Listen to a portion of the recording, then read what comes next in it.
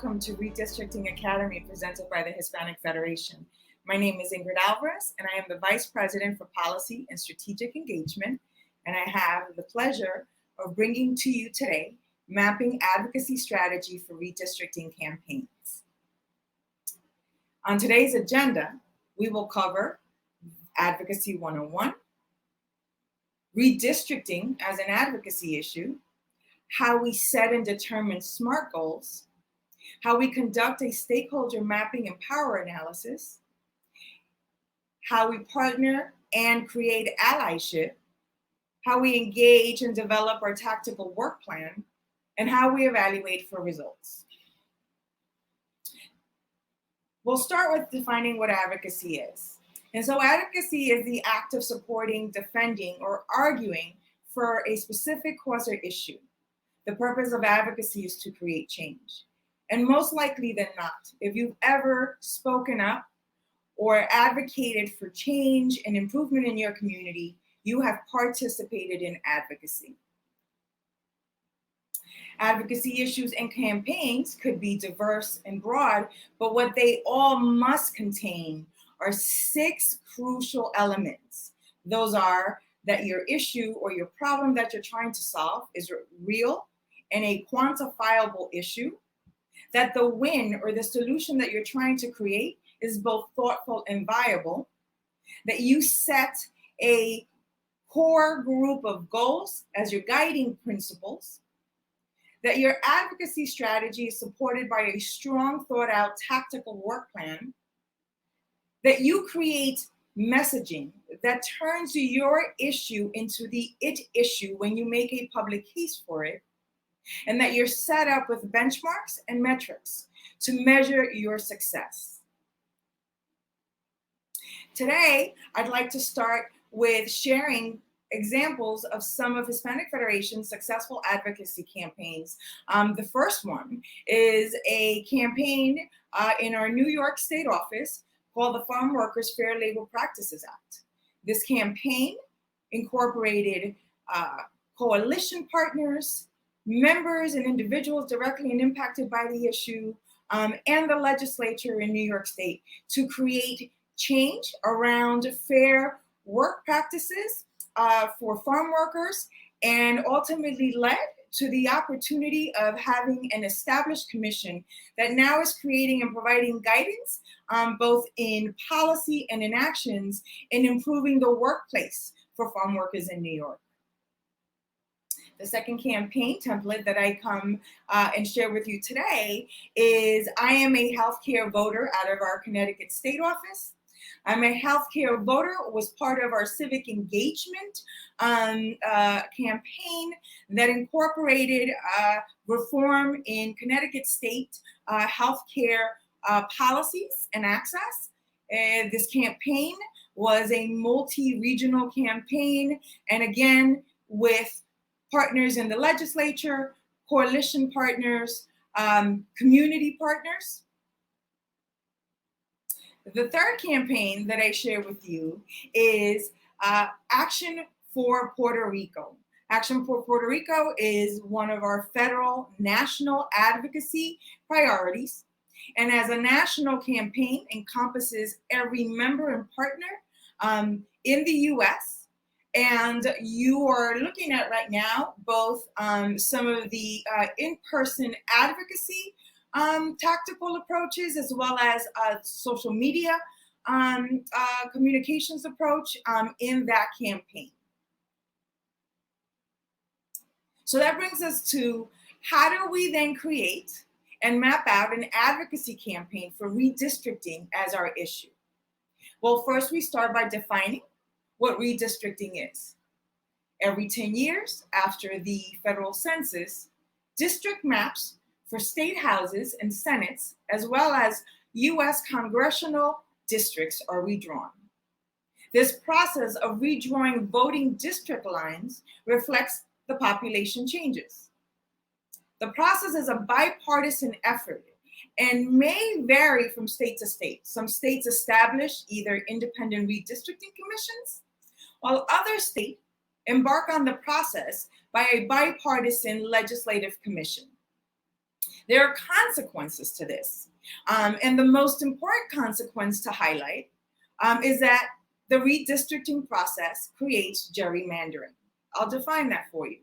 The term gerrymandering refers to the practice of dividing geographic areas into representative districts in such a way that it gives political advantage to one party or group in a particular election cycle.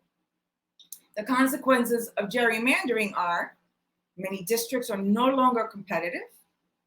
There's a dilution of power and access for people in our communities.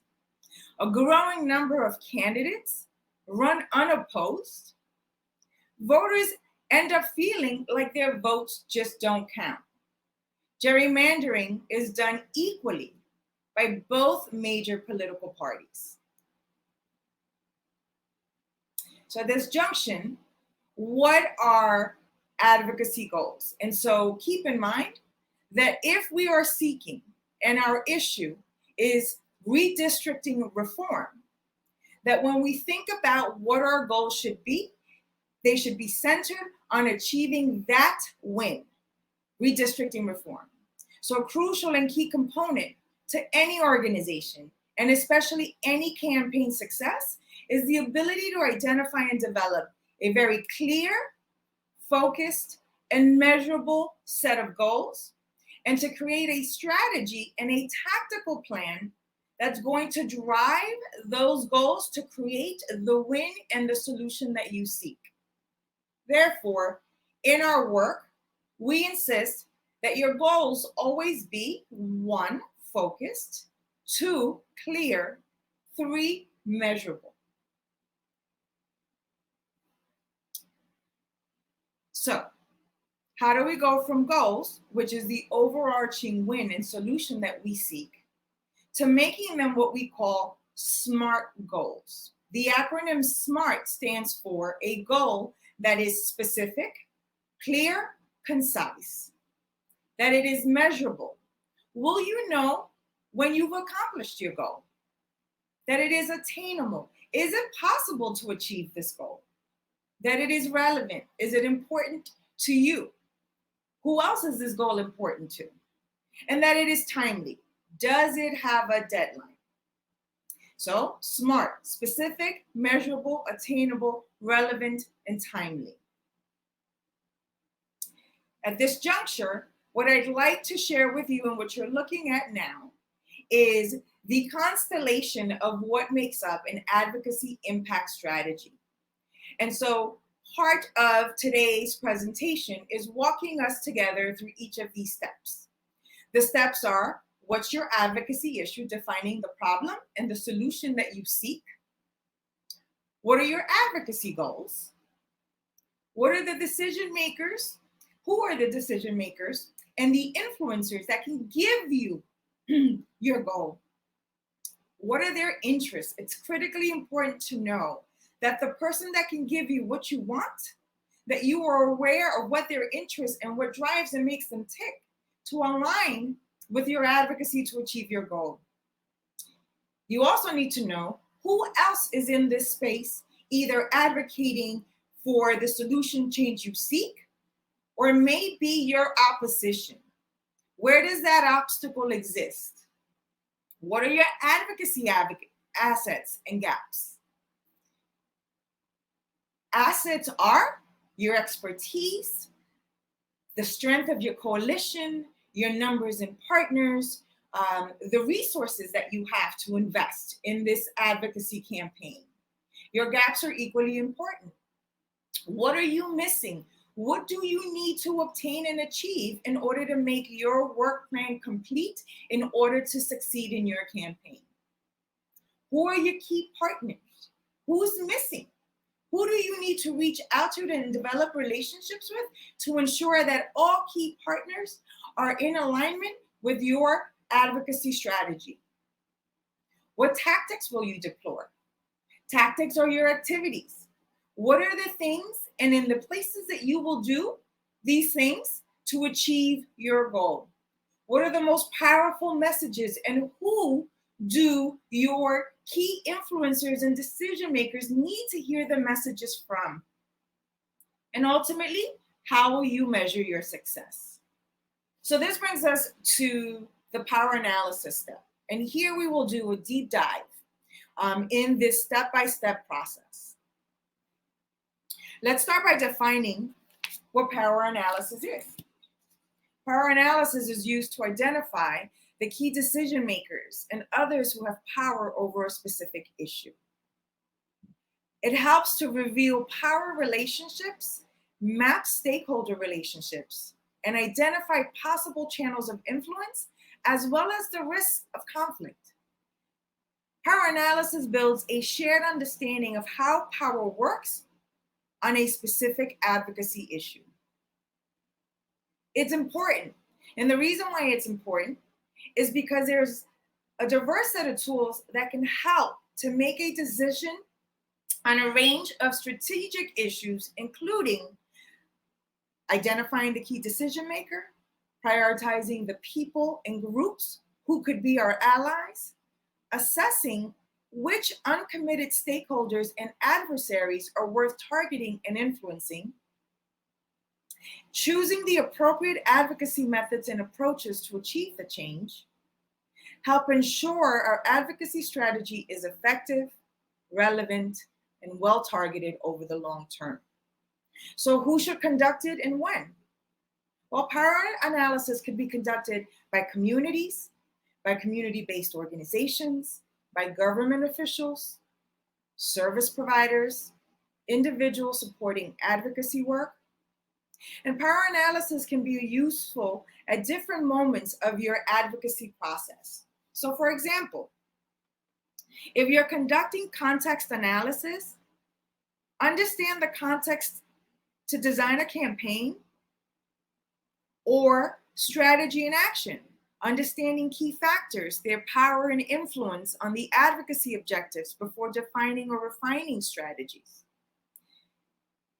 It's used to monitor and evaluate.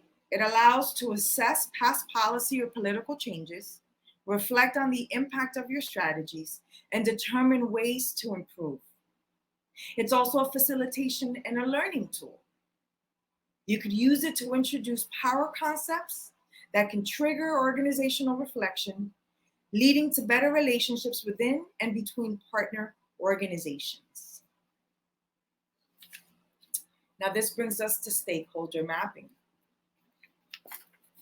Stakeholder mapping is simply, what do power holders and key players need to hear from you?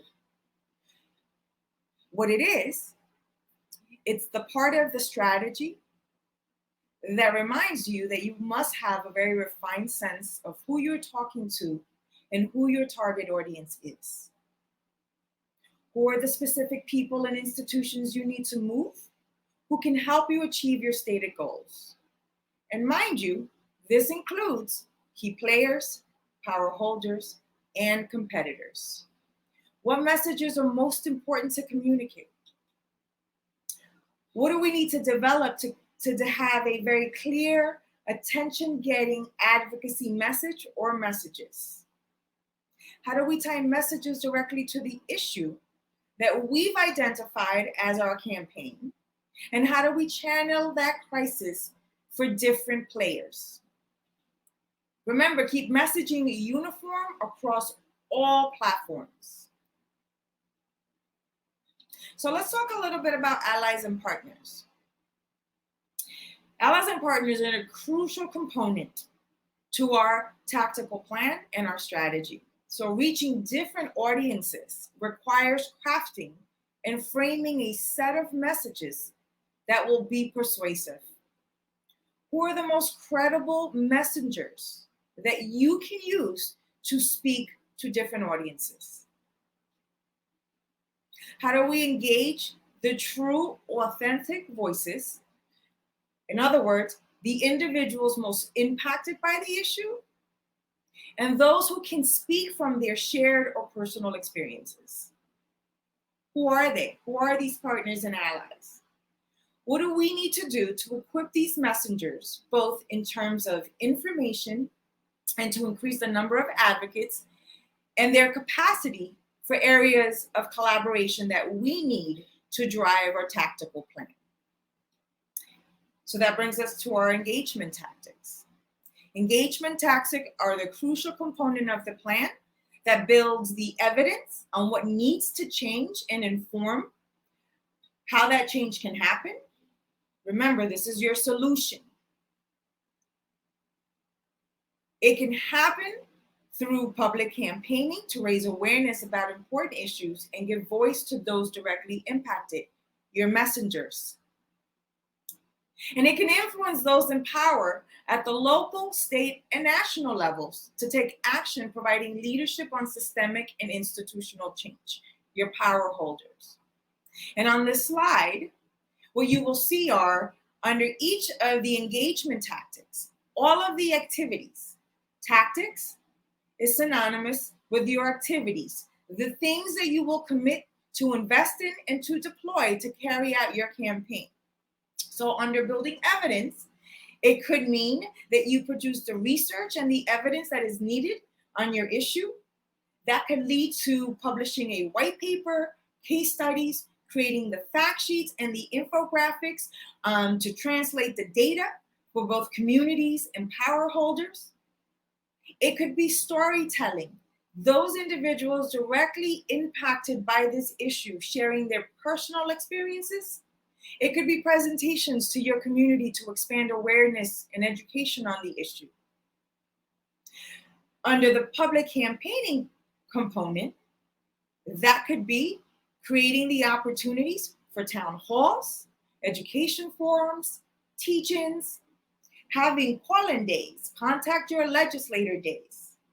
It could be serving as the voice on the issue on radio, TV, social media platforms. It could be the use of the mighty pen, getting an op-ed published in your local newspaper. It could be the deployment of a social media campaign, like the example number 3 we shared earlier in the presentation around the Take Action for Puerto Rico social media campaign. That could be Twitter storms. It could be Facebook Lives. You could use tools like Thunderclap. When it comes to persuading the people that hold the power and stakeholders, for those particular key players, things like creating a petition to pass a resolution in favor of fair districting is a tactical approach. That can lead to sign-on letters, the participation both orally and in written testimony on behalf of redistricting to either independent redistricting commission or your legislative commissioning body. It could be calling a press conference, creating opportunities for advocacy days, rallies, and summits. So this brings us to the conclusion of the PowerPoint presentation, but then there's some homework. Please complete the Stakeholder Mapping worksheet and the Advocacy Campaign worksheet. It has been a pleasure to join you today and to bring you this segment of the Redistricting Academy presented by Hispanic Federation.